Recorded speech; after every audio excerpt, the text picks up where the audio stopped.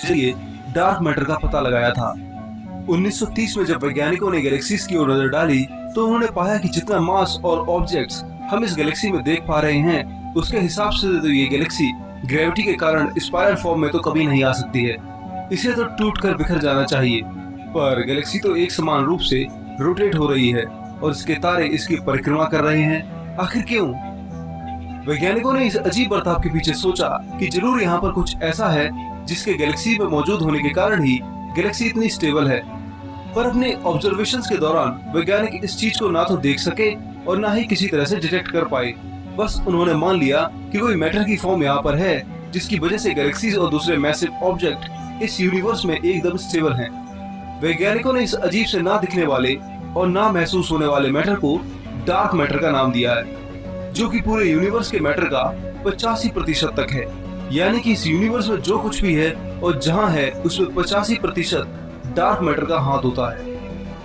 नमस्कार दोस्तों, स्वागत है आपका साई मिथ के इस नए साइंस वीडियो में, जिसमें हम इसी रहस्यमय डार्क मैटर, डार्क एनर्जी और यूनिवर्स के इनसे जुड़े फैक्ट्स के बारे में जानेंगे जो आपने आज से पहले कभी नहीं सुने होंगे। तो तैयार हो जाइए मेरे साथ एक बार फिर यूनिवर्स की सैर के लिए। डार्क मैटर यानी पदार्थ की एक फॉर्म है। इस दुनिया में जो कुछ भी बना है वो मैटर से ही बना है। डार्क मैटर भी इसी तरह एक मैटर ही है जो कि सामान्य यानी ऑर्डिनरी मैटर से बहुत ही अलग है।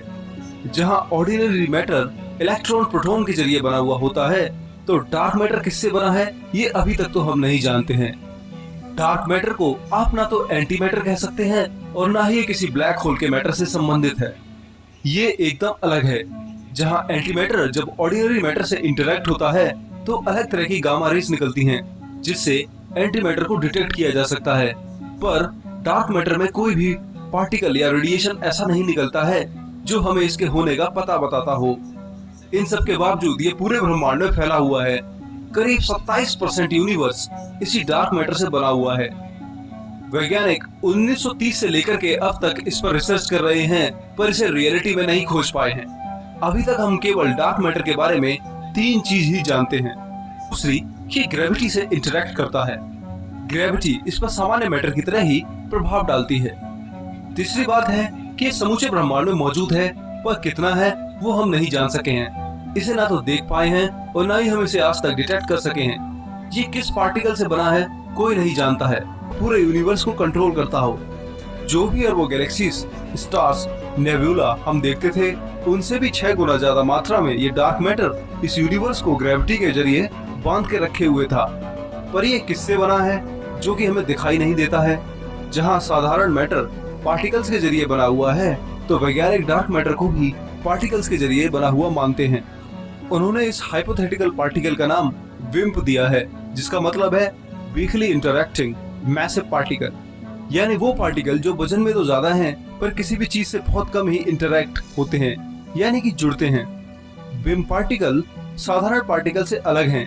मान के चलिए कि ये न्यूट्रॉन पार्टिकल की तरह हैं, जो कि प्रोटॉन से 100 गुना ज्यादा भारी हैं। हालांकि ये केवल एक हाइपोथेटिकल सोच है कि डार्क मैटर इस तरह के पार्टिकल से बना होगा, पर अगर वो इस पार्टिकल से बना भी है तो इस तरह के पार्टिकल को तो हर जगह हमारे सामने होना चाहिए। पर ब्रह्मांड में डार्क मैटर ही सबसे रहस्यमय चीज हो तो ऐसा बिल्कुल नहीं है। भले ही पूरे यूनिवर्स का 85% मैटर इससे बना हो, पर इसी यूनिवर्स में एक ऐसी चीज भी है जो वैज्ञानिकों को कई सालों से परेशान कर रही है। मैं बात कर रहा हूँ डार्क एनर्जी की, जो अब तक के यूनिवर्स की सबसे रहस्यमय चीज है। हमें डार्क मैटर की प्रेजेंस और उसके ग्रेविटेशनल इंटरेक्शन के बारे में तो पता चल चुका है, पर डार्क एनर्जी इन सबसे भी कई आगे है। इसे ना तो देख सकते हैं ना ही डिटेक्ट कर सकते हैं। यानी कि स्पेस लगातार बढ़ रहा है। पर आप कहेंगे कि अगर ये बढ़ रहा है तो हमें दिखाई क्यों नहीं देता?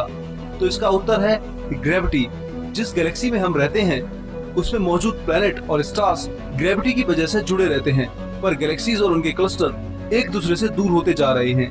हर सेकंड नया स्पेस बनता जा रहा है, जिसके पीछे इसी डार्क एनर्जी का हाथ माना जाता है। इसी एनर्जी की वजह से हर समय यूनिवर्स एक्सपेंड होता रहता है। ये एनर्जी हर उस चीज से ज्यादा ताकतवर है जिसे हम जानते हैं, और हर समय जैसे जैसे यूनिवर्स एक्सपेंड होता जा रहा है वैसे ये डार्क एनर्जी ताकतवर होती रहती है। हम नहीं जानते हैं कि 14 अरब सालों में ये कितनी ज्यादा फैली हुई है और इसकी ताकत कितनी है।